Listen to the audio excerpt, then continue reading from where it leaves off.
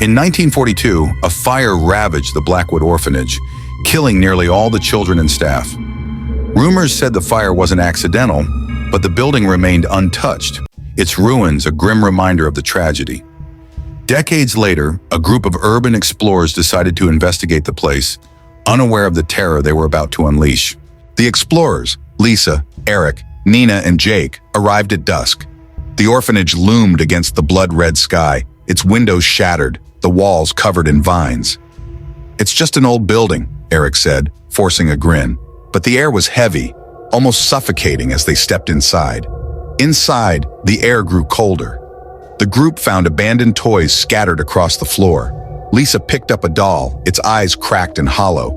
Suddenly, the faint sound of a music box filled the room. "Where's that coming from?" Nina whispered.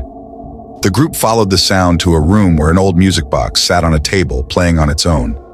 As they explored further, strange things began to happen. Jake's flashlight flickered uncontrollably. Shadows danced on the walls, but no one was casting them.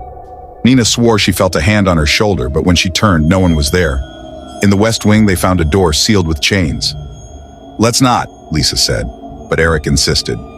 Breaking the chains revealed a room untouched by time, drawings on the walls, tiny beds, and a chalkboard with the words, "They never left." Lisa screamed. A figure appeared at the end of the hallway. A child, pale and translucent, with hollow eyes. "Help us," it whispered before vanishing. The group froze in terror, but the whispers grew louder, now coming from all directions. Eric suggested leaving, but the door they came through was gone. "This isn't possible," Jake muttered. Desperate, they ventured deeper into the orphanage, finding a staircase leading to the basement. The walls were covered in scratch marks, and the air smelled of decay. The basement was a vast, cavernous space filled with rusted beds and broken toys. A strange red glow emanated from the far corner. As they approached, they saw a group of ghostly children standing around a large pentagram drawn on the floor. The children began chanting in an ancient guttural language. Lisa begged to leave, but the group was paralyzed, unable to move. The air grew heavier, the glow brighter. A dark figure emerged from the center of the pentagram, towering and faceless. The figure reached for Eric, but Jake managed to break free and pull him away. The group sprinted toward the stairs, but the building seemed to shift, corridors changing and closing around them. They found a window, broke it, and jumped out, just as the building let out a deafening scream. The group never spoke of that night again.